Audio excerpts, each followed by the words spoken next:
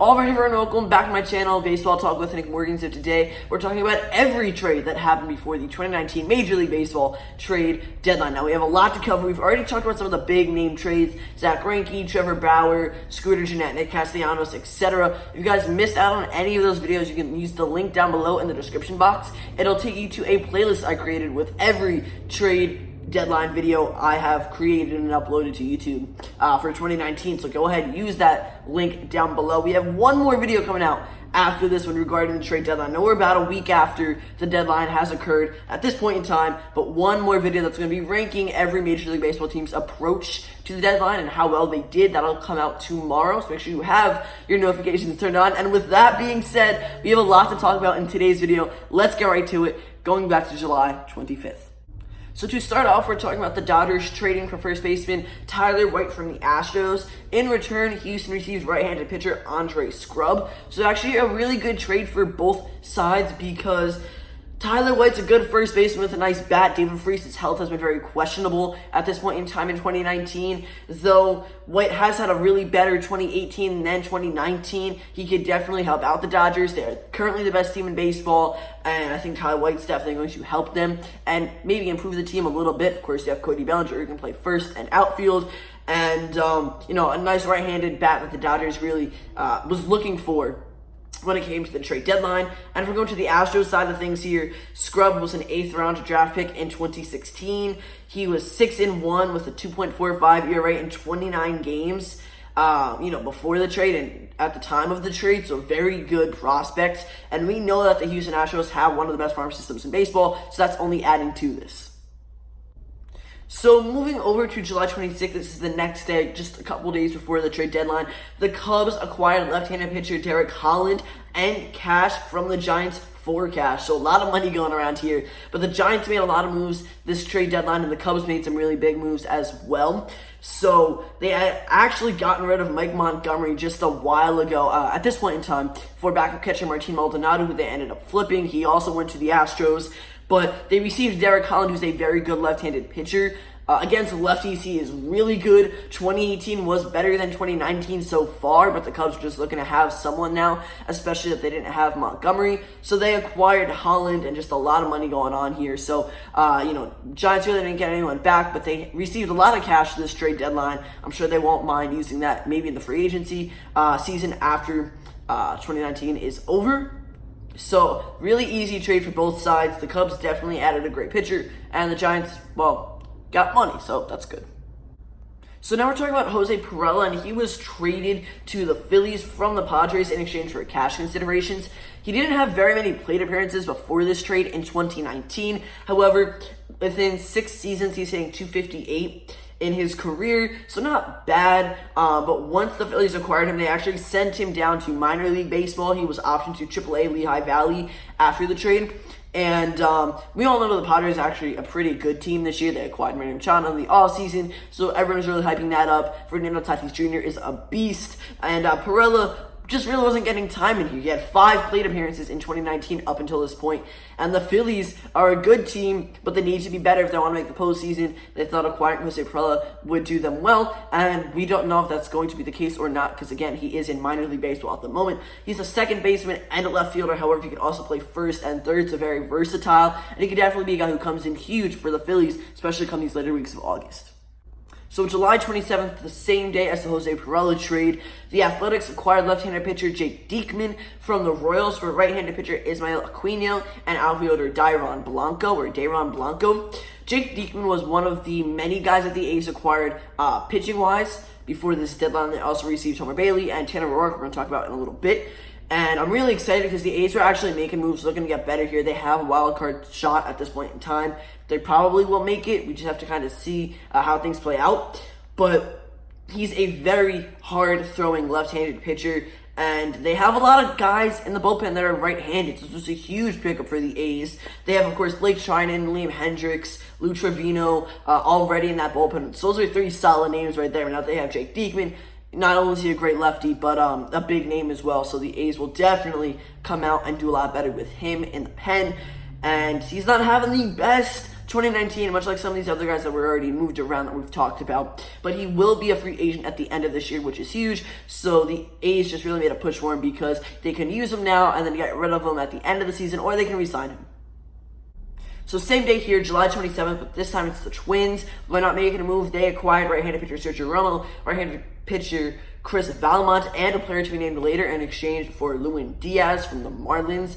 Now, Romo has a 2.91 ERA in his career with 126 saves throughout 12 seasons in Major League Baseball. He also won 3 World Series with the Giants when they were on that streak. It was like every other year, just a couple years back. He's a very good bullpen guy to have. The Twins are already first place in the AL Central, looking to be even better as August continues to move forward. And they do have a spot in the postseason at the moment.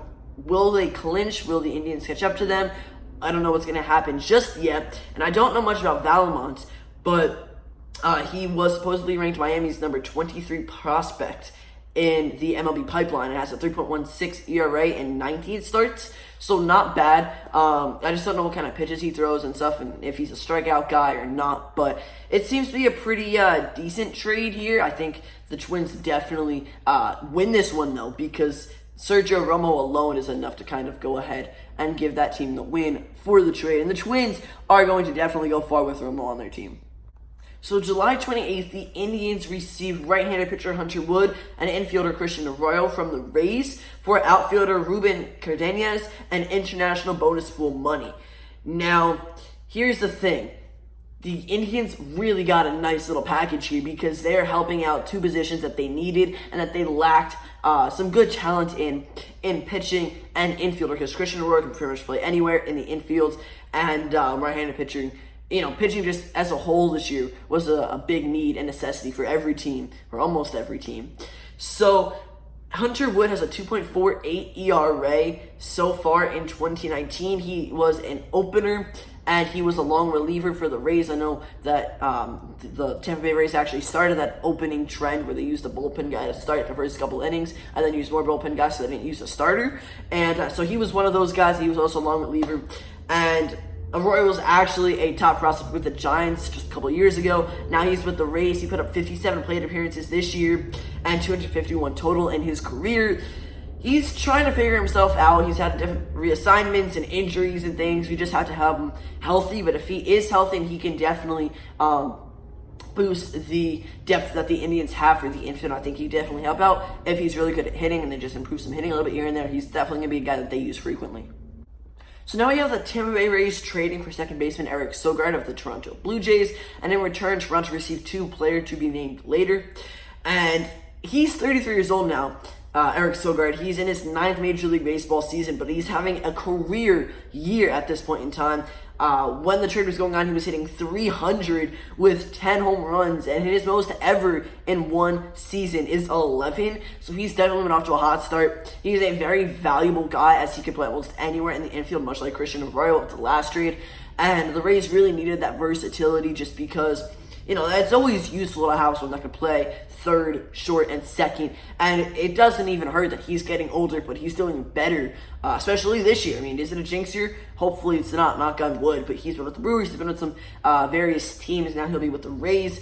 And they are currently second in the AL East. They are losing track of the Yankees. I think they're 8 games behind the Yankees as of this point in time, but they do have a wild card spot, so they really just need Sogard, his big bat, and his versatility in the infield to help them get some wins under the belt and hopefully catch up to the Yankees, if not just secure a wild card spot. So just 2 days before the trade deadline, the Brewers acquired right-handed pitcher Jordan Lyles from the Pirates for right-handed pitcher Cody Ponce.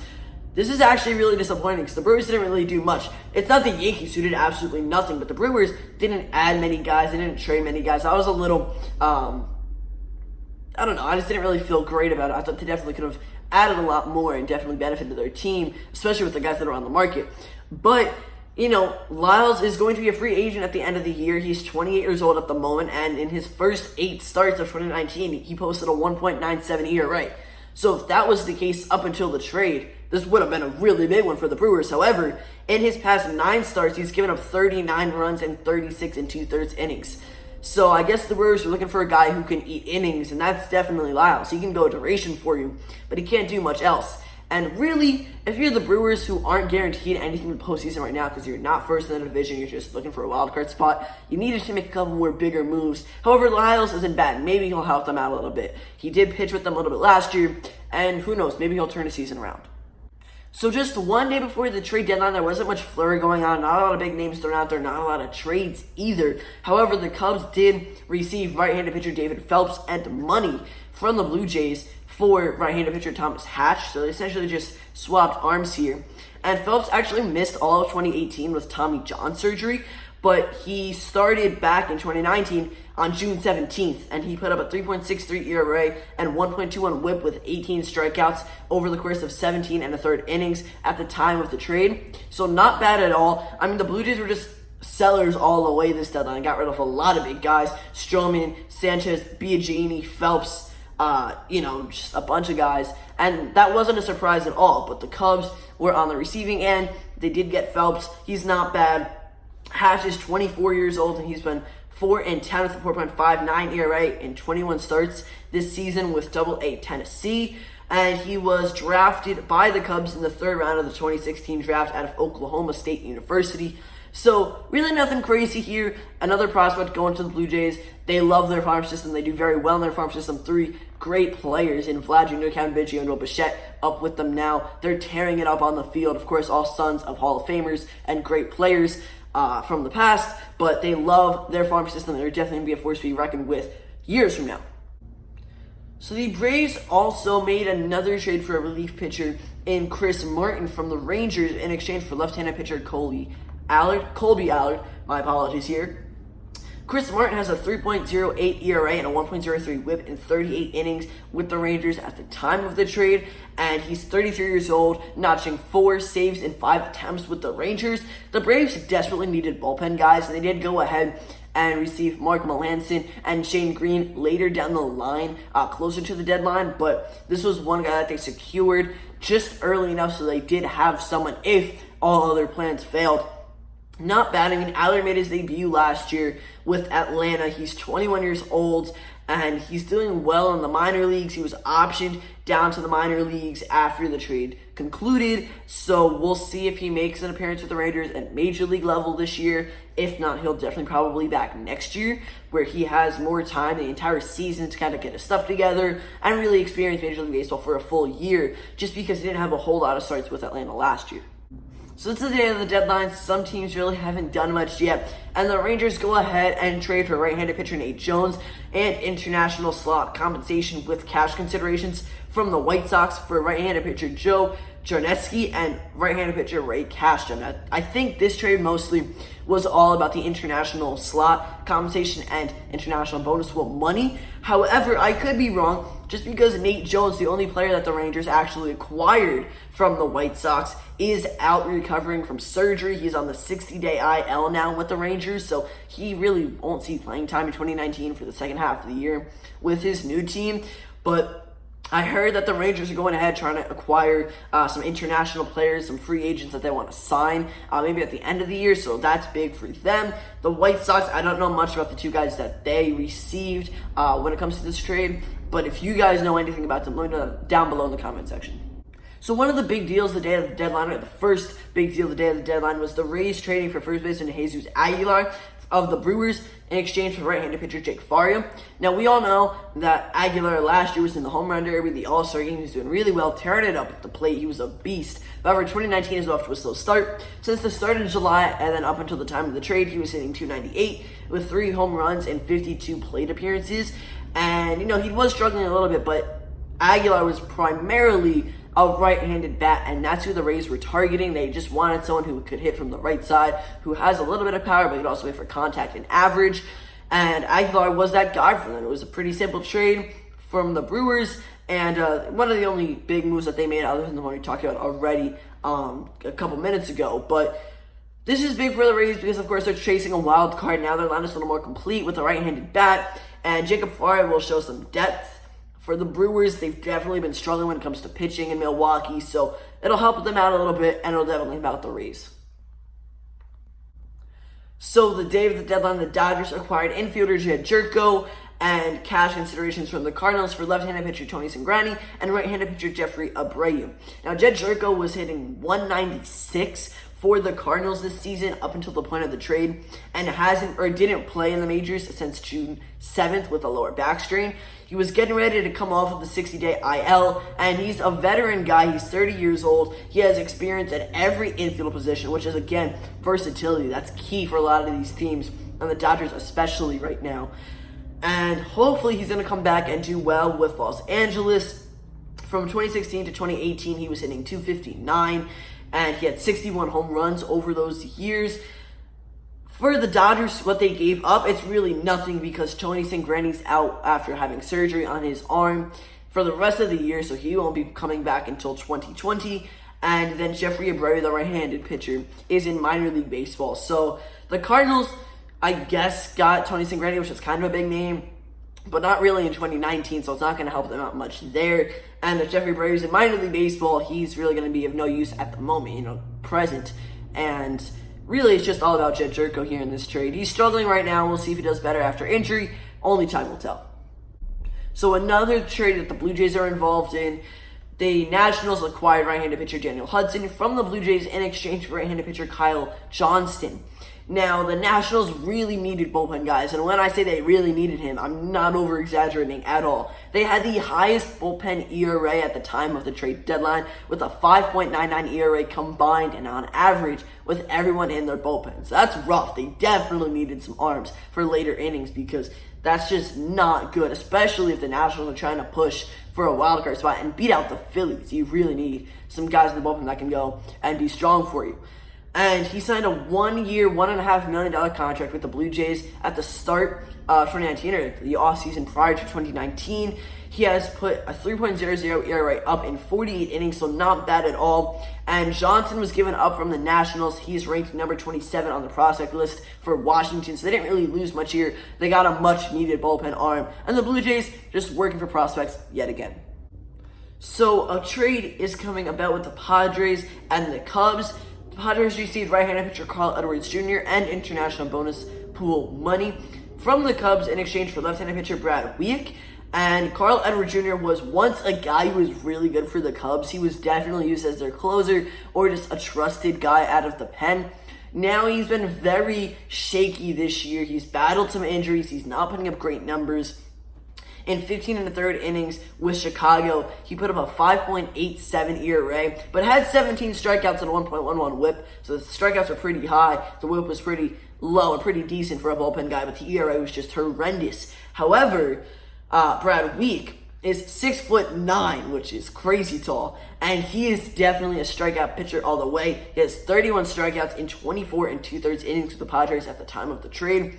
But he's been hit hard recently, giving up 7 home runs for a 6.57 ERA. So the ERAs are high for both guys. I mean, both are pretty much strikeout pitchers, but sometimes ineffective on both sides here. So it's just kind of them swapping arms here when it comes to the Padres and the Cubs. Nothing really big.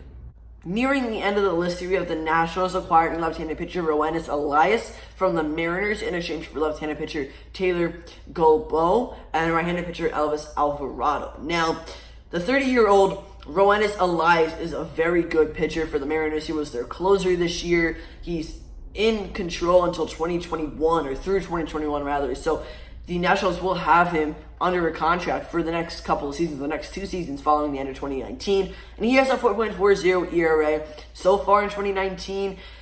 There's really nothing much that the Nationals gave up here other than Gilbo, who was the number 15 prospect in the Washington organization. Alvarado did not rank amongst the top 30 for the Nationals, so again, no big prospects here. They did just acquire Daniel Hudson from the Blue Jays, so they're adding another bullpen guy here. They're just looking for arms that can go and come in the 6th, 7th, 8th, 9th inning, and they received 2 within these past couple of minutes that we've talked about in this video. So now we see the Brewers going ahead and acquiring left-handed pitcher Drew Pomeranz and right-handed pitcher Ray Black of the Giants in exchange for shortstop Mauricio Dubon. Now that's a big name right there in the prospect list. I've known about Dubon. The guy's been crazy good. We're going to talk about his numbers this year in just a couple moments. But Drew Pomeranz really wasn't looking good as a starter for the Giants. And then 2 weeks before the deadline, they moved him to the bullpen. And in 4 appearances as a pen arm, he came in and threw 5 1/3 scoreless innings and only allowed 1 hit and 1 walk. So that gave him a lot of value. And the Brewers said, hey, that looks pretty good in 2 weeks out of the entire season. Let's go grab him. So they did. And they also got right-handed pitcher Ray Black. Black's 29 years old, who's just made 28 big league appearances, so not really a lot going on for him there. But Mauricio Dubon is the big name that the Giants received. This is huge because he's posted a .297 average with 16 home runs and 9 stolen bases at the AAA level this year. He was the number 3 prospect in the Brewers organization. I believe he actually was with the Giants at one point as well. But big name in Dubon. The Giants got him. That's crazy. The Giants could potentially be contenders if they pick up and win a lot of games within these last couple of weeks of August. And the Brewers, I guess Drew Pomeranz is probably their topper here.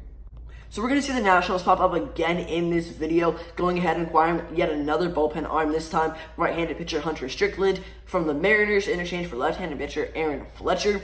Now Strickland owns a lifetime 2.98 ERA in regular season baseball. He has pitched in postseason games, so he has a little bit of experience there. And Aaron Fletcher, if we're looking at his stats, has a 1.79 ERA and was the Nationals' 21 overall prospect. Not bad at all. That's over 32 relief appearances in 2019 and 3 different minor league levels. So big for the Nationals. Hunter Strickland was a big name at one point. I don't know if he still is now. Definitely not in 2019 because of his injury, but he's looking to make a name for himself yet again. Coming back and hopefully getting some big-time appearances in. Now, the Diamondbacks, before trading Zach Greinke, didn't make too many waves here. They did acquire right-handed pitcher Zach Gallen from the Marlins in exchange for shortstop Jazz Chisholm. Now, Chisholm was the number 1 prospect for the D-backs and the 59th overall in Major League Baseball. Zach Gallen made his big league debut closer to the beginning of the 2019 season and has a 2.72 ERA since, with 43 strikeouts and 36 1/3 innings pitched. Chisholm, the shortstop that the Marlins just acquired, does strike out a lot, but he is a pretty decent shortstop defensively. So we'll see how he does. Again, he was number 1 with the D-backs organization. I don't know how good their farm system is, if he really had a lot of competition or not, but being number 1 on any minor league list has to be a big deal. So I guess that's what made the Marlins really go, whoa, we should make this trade, finalize it here. Zach Gallen, really haven't heard of much. I guess it is because he just made his debut in 2019, but we'll see how this plays out for both teams, once both players get some more experience in the minors and the majors, respectively.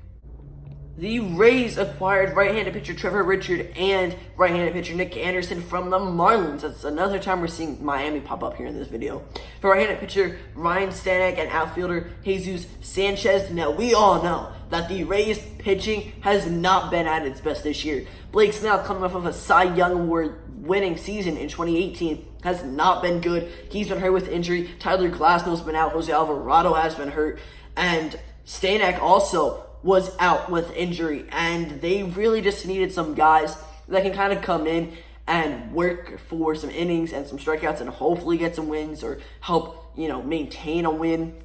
And they got 2 pitchers back, both who are controllable through 2024. So the contracts that the Rays now have in these 2 starting pitchers, Richards and Anderson, they can kind of keep them from the next couple of years and really use them to their advantage, maybe even make them some of the best pitchers in baseball for the Rays organization.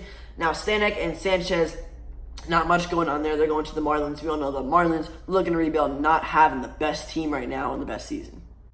Now we're talking about the Twins acquiring right-handed pitcher Sam Dyson from the Giants in exchange for outfielder Jalen Davis, right-handed pitcher Prelander Baroa, and right-handed pitcher Kai Wei Tang. Now, I actually didn't realize how good Sam Dyson was still a couple of days ago, and now looking at his stats here, he has been in Major League Baseball for 8 years, which I didn't really realize. I've heard the name, but not very many times, especially not in the past couple of seasons. But this is his 2nd year in a row. He's doing very well on the mound. This year, he has a 2.47 ERA and a .90 WHIP with 47 strikeouts in 51 innings. So definitely going to help out the Twins, who also acquired Romo before the trade deadline. We also talked about him a couple of minutes ago in this video. But this is big for the Twins because they're really bolstering their bullpen here, looking to be a lot better ball club, and I think they could be, and they will be now that they have this pitcher. Something else that they lost, really nothing crazy here. Sam Dyson has another year on his contract following 2019, so the Twins have him under control for a little while. So outfield was a position that the Phillies really were looking to fill with the trade deadline, and they did just that by acquiring outfielder Corey Dickerson from the Pirates in exchange for a player to be named later and international bonus pool money. Now, Corey Dickerson is going to be replacing Andrew McCutchen, who was out after tearing his ACL back early June. And so far in 2019, Corey's put up a .317 average going into the trade deadline at the time of the trade. However, he was injured for a little bit, so the Phillies are definitely going to use him. He'll probably be a starter. I haven't really watched many Phillies games following the deadline. Maybe he already has been a starter. I'm not exactly sure, but I think the Phillies just picked him up at the beginning of this season or last season, and now are just flipping him over to the Phillies. They are in the race right now between the Nationals for that second wild card spot, and they just really want to make it to the postseason. They acquired Bryce Harper. We all thought that right there was going to be enough to push them. I was thinking to the World Series back at the beginning of the year, but obviously that hasn't been the case, and Corey Dickerson is going to help tremendously in the outfield. We're going to see the Diamondbacks pop up again on this list. This time they are acquiring right-handed pitcher Mike Leake and adding him to the roster, as well as cash considerations from the Mariners for infielder Jose Caballero. Now, at least in my personal opinion, Mike Leake was the guy who kind of appeared, and he's like, hey, I'm available, like last minute on the trade deadline. This is kind of weird. I was kind of hoping like a bigger team, a team like a contender, would go out and pick him up, especially the Yankees, but that wasn't the case. However, the Diamondbacks do need pitching. They acquired Mike Leake, then they later on flipped Greinke and gave him to the Astros, so he's going to fill in that void there. He's a pretty good pitcher. He was with the Mariners. They're going to have a nice end of the season with the Diamondbacks. He won't get any postseason performances and playing time this year, but maybe next year with the D-backs. Now we're going to see the last trade that the A's participated in before the 2019 trade deadline. This is when they acquired Tanner Roark from the Reds for outfielder Jameson Hanna. Now, Tanner Roark was definitely a guy that we all thought was going to be on the move. I don't think he was included in my 10 players that are most likely to be moved before the trade deadline video, but he's a big name that was like pretty cheap. And I've never heard of Jameson Hanna. I think he is a pretty big prospect. He is the number 8 now that I'm reading for the Oakland organization, so not bad at all. And Roark is definitely going to help the rotation for the A's. That was their biggest need, and they acquired a couple guys and starting arms by the end of the deadline. So they were successful. They went out, had a goal, and acquired the guys that they needed to fill that goal. We'll see how well he does with the Athletics. This is the second big move that the Reds made, of course, following the Trevor Bauer trade. That was pretty big as well. The last trade in this video, yes, we're almost done. This is the Astros acquiring right-handed pitcher Aaron Sanchez, right-handed pitcher Joe Biagini, and outfielder Cal Stevenson from the Blue Jays for outfielder Derek Fisher. Now, this was before the Astros had Zach Greinke, but they needed some starting pitching. They needed a bullpen guy. They got both. They also received an outfielder, and then they sent an outfielder to the Jays. So Aaron Sanchez was struggling with the Blue Jays this year. He came to the Astros. I think he pitched yesterday at the time of recording this video. He went like 6 no-hit innings, and then the Astros went on to do a combined no-hitter after that, which is kind of crazy because it's like Aaron Sanchez, I don't think ever did that with the Blue Jays in 2019. He goes to the Astros, 6 no-hit frames, combined no-hitter following that. Like, what? That's the second combined no-no we're seeing this year. Joe Biagini's a pretty good relief guy, and we'll definitely have out the Astros. And from the Blue Jays' perspective, receiving outfielder Derek Fisher, he's pretty good as well. He did go to catch a fly ball, was it yesterday? Yeah, I think yesterday. And the last game that the Blue Jays played, he closed his glove too early. The ball fell out of his glove and hit him square in the face. So that was a cool highlight reel video that I saw. That's really the first thing that Derek Fisher did as a Blue Jay. That's how I'm going to remember him, at least, and his time with the Jays. But that is it. We have covered every trade before the trade deadline. So guys, that is going to end this video. If you enjoyed it, don't forget to drop a like down below, comment, and subscribe. Remember, turn your notifications on if you haven't already, because we have one more trade deadline video coming out. We are also on the road to 1,000 subscribers, so if you haven't subscribed already, I do ask that you consider it. It would mean a whole lot to me, and I'd greatly appreciate it. Thank you all so much for watching. I will see you all next time. Peace.